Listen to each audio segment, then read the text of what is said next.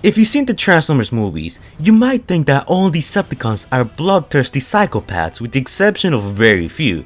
And you'll be right. Even in the comics and everything that is in regards to the Bayverse, almost all Decepticons are irrationally, uncompromising, bloodthirsty psychopaths. With the exception of probably Soundwave, who's more methodical and cunning. For the most part, in comics, movies, and games alike, the Decepticons are sort of perceived as one-minded and one-note. Well, there are a few exceptions, and today we're gonna be looking at Drift's only Decepticon friend, Decepticon Kunucklehead.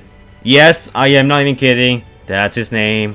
Good job, Hasbro, somehow you managed to come up with an even dumber name than Oil Pan. This story takes place in the Transformers comic named Adrift in Space and Time. The Battle of Chicago has just ended and humanity is basically cleaning up the pieces left. Which is probably gonna take them a couple of years because I live in New York and I seen the same building still being worked on after 6 years. So it's probably gonna be another decade, guys. Shortly after the battle, Optimus Prime and the newly arrived Drift both take a trip to the moon to make sure that there are not any more Decepticon holdouts there and that there's not any more dangerous technology that could be lurking around. While Optimus Prime and Drift are exploring the Ark, they find a Decepticon corpse amongst the wreckage, which Optimus notes that this particular Decepticon seemed to have never made it to Earth since he had missile and stab wounds all around him. But you wanna know something that's not dangerous and that is completely cool?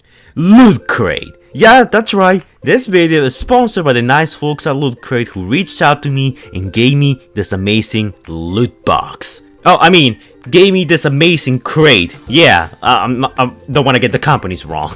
Now this is a past crate from a past campaign. If you go to the description down below and purchase your own loot crate, you're gonna get a brand new loot crate that each month is filled with different goodies. Each month is a different theme. For example, you could have gaming, you could have movies, science fiction, fiction, historical fan fiction, or whatever. Each month is a different theme. You never know what you're gonna get each month, so it kinda is like a loot box, but it's not. When I got mine, me and Squeaker got this amazing Soul Calibur 6 Cervantes t-shirt. Now I love Soul Calibur 6, so this is a huge win for me. I got this bag, which I don't know where that's from. There's probably a retro gaming reference in there somewhere, but I just don't know it. A coffee mug with a symbol I don't recognize, an amazing little pin, and a Crash Bandicoot figure. Oh yeah, I love me some Crash Bandicoot. The crate I received is a past crate from a previous theme, and that theme was gaming, so I'm actually pretty happy with what I got. I was genuinely surprised when I got the Soul Calibur t-shirt, and Squeaker seemed to like it too. You can follow the link in the description down below to go to the purchase page and order your very own loot crate. You can use the coupon code FIRE15 for 15% off on your future loot crate boxes. So go right now, order up, steal your mom's credit card, and order a loot crate. Let me know what you got, guys. I'm actually genuinely curious to see what you guys are gonna get. So yeah, use promo code FIRE15 and follow the link in the description down below.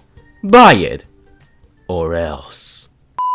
Where 5 years ago, Drift, Locked and Knucklehead were part of a 3-man strike team who were taking cover outside a heavily defended Autobot fortress. The trio sneak up to the base undetected, and with the element of surprise on their side, they're able to overrun the fortress's defenses without a single shot fired. So after the Autobots surrender, Lockdown was ready to execute the prisoners when suddenly Drift tackled him. Lockdown accuses Drift of betraying the Decepticon cause and attempts to pull a hidden pistol, but then Knucklehead knocks Lockdown's weapon away before he can use it to kill Drift. Enraged, Lockdown pins Drift to the wall. Oh my god, that's a setup for erotic fanfiction. With a spear and a cable. Oh my god, it's even more fanfiction-y. And proceeds to beat on Knucklehead. While Lockdown is distracted, Drift frees himself and uses Lockdown's grappling cable and wraps it around a dislodged cannon, which he then kicks over the edge, and Lockdown is pulled towards it because the cable is still connected to him. I'm sorry I don't have images to show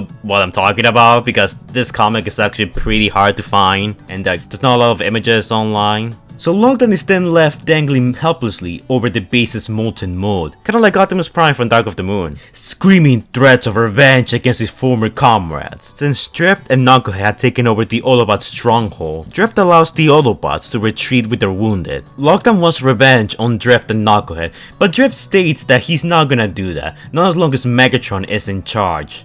he won't be able to kill a Decepticon lieutenant without Megatron accusing him of treason and killing him himself. However, like we all know, in Dark of the Moon, Megatron gets killed, and Lockdown is basically free to do whatever he wants after that. After that, the flashback ends, and back in the present day, Drift gives Knucklehead a proper burial, stating that it was most likely Lockdown the one who killed Knucklehead. Optimus reassures Drift that when Lockdown appears again, the Autobots will be ready to face him together, which it's a huge lie because in Age of Extinction, Lockdown and Drift didn't even meet, and also Optimus kind of fought Lockdown alone with a bunch of humans, and I don't count Bumblebee's help because he kind of did nothing in that fight. Also, a bit of a side note about Knucklehead.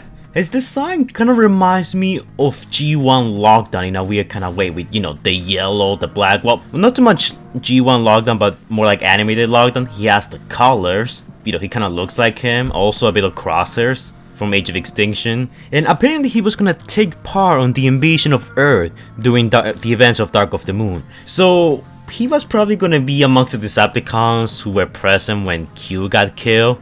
I wonder if he would have, like, you know, stood up for him and be like, no, we shouldn't execute the prisoners. Or if he would have, you know, arrived on Earth and killed a bunch of humans.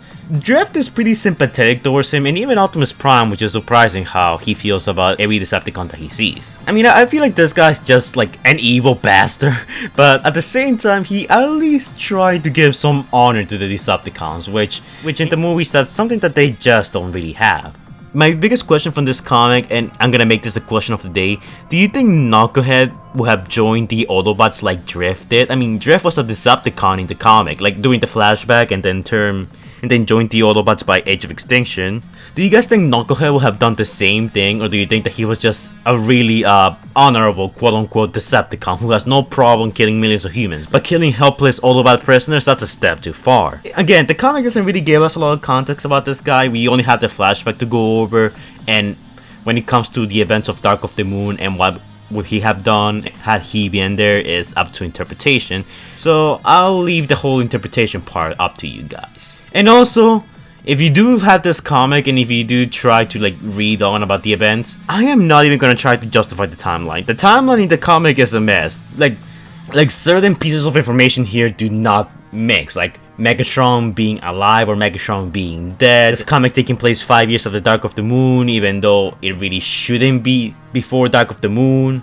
In the past, there's a lot of things that don't make sense, but hey, it's part of the Titan movie comics, and Titan movie comics are kind of just there to give you a small story about, you know, the movie Transformers. It's not really meant to be taken as official canon, but this is a story that I found particularly interesting. There are more of these comics that details different stories that happen in between Dark of the Moon and Age of Extinction, which I find the whole time gap between the two movies to be fascinating because there's a lot of stuff that we just don't know what happened and that we wish to have the answers to.